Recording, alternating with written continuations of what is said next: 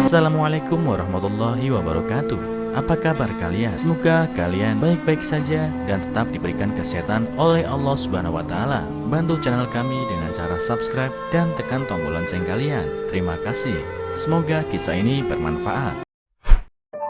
Kakek ini diusir oleh anaknya yang durhaka, membuatnya terpaksa jadi pemulung. Namun tak disangka nasibnya berubah ketika bertemu dengan seorang wanita menggendong anak yang terus menangis.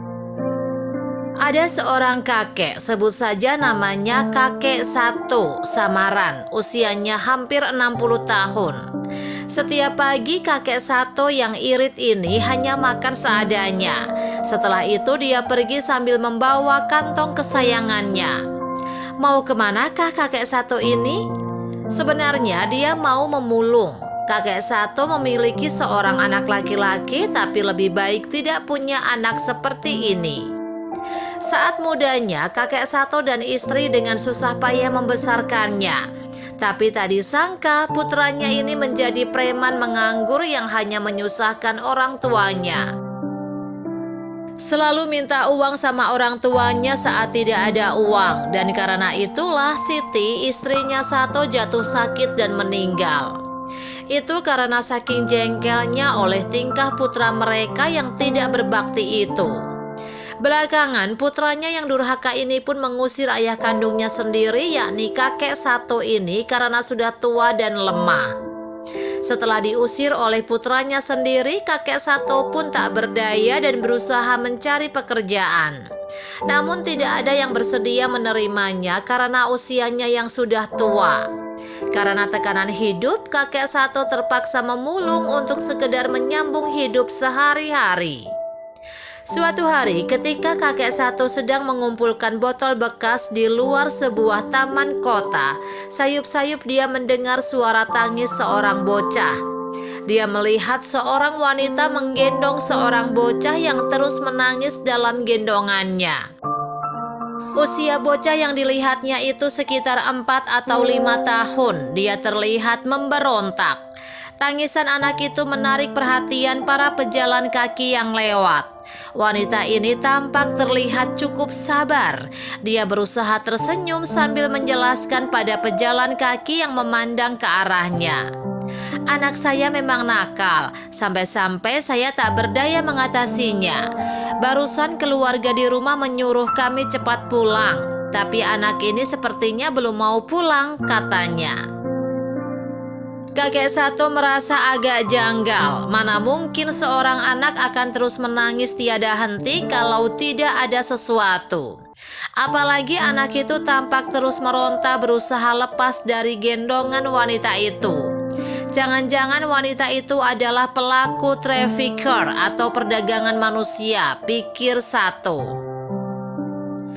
Kakek Sato terkejut seketika oleh bayangannya ini. Kemudian dia menjatuhkan kantongnya menghampiri wanita itu dan berkata dengan halus, "Nona, coba turunkan anak itu dari gendonganmu. Saya saja tak tega melihatnya terus menangis kencang seperti itu," katanya. "Anak ini memang begitu, nanti juga akan diam sendiri," kata wanita itu menjelaskan. Kemudian bergegas pergi sambil menggendong si bocah. Tapi kakek Sato tiba-tiba berteriak, "Tangkap wanita ini, dia oknum penjual anak-anak." Dan tak disangka wanita itu segera lari mendengar teriakan kakek Sato. Untungnya wanita itu berhasil ditahan oleh seorang pria muda, dan masa yang kebetulan lewat di jalan itu pun membekuk pria temannya si wanita. Kemudian mereka menghubungi kantor polisi. Pria muda yang menghadang wanita itu kemudian mengambil alih si bocah dari tangannya. Dia bersama dengan kakek Sato serta bantuan pengurus taman menemukan ibu kandung si bocah. Ibu muda anak ini berusia sekitar 25 tahun. Dia tampak panik dan gelisah. Air matanya seketika berlinang ketika melihat anaknya. Kemudian mama muda itu mengambil 50.000 yuan atau sekitar 98 juta rupiah untuk kakek Sato dan pria muda itu. Terimalah uang ini, anggap saja sebagai tanda ucapan terima kasih, katanya sambil tersenyum karena berkat mereka anaknya berhasil diselamatkan dari pelaku perdagangan anak-anak itu. Setelah peristiwa itu, pria muda yang sempat melihat kakek satu membawa sekantong botol bekas itu lalu bertanya padanya. Setelah mengetahui nasib yang dialami kakek satu, pria muda itu pun merasa iba, lalu membawa kakek satu ke rumahnya dan meminta kakek satu menjadi sopir pribadinya. Pria muda itu menerima kakek satu tinggal di rumahnya. Jauh lebih baik menjadi sopir daripada pemulung. Sejak itu hidup kakek satu pun berubah jauh lebih baik dan terurus. Selain itu, pria muda yang baik hati itu juga sangat perhatian pada kakek satu, dan dia memperlakukannya seperti ayah kandungnya sendiri.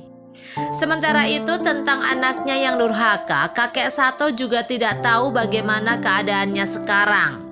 Sejak diusir, dia tak pernah pulang lagi sampai menemui peristiwa tersebut dan pria muda yang telah menolongnya dari himpitan kehidupan.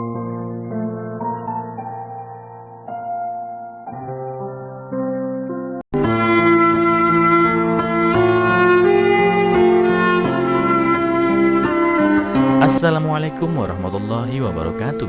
Apa kabar kalian? Semoga kalian baik-baik saja dan tetap diberikan kesehatan oleh Allah Subhanahu wa taala. Bantu channel kami dengan cara subscribe dan tekan tombol lonceng kalian. Terima kasih. Semoga kisah ini bermanfaat.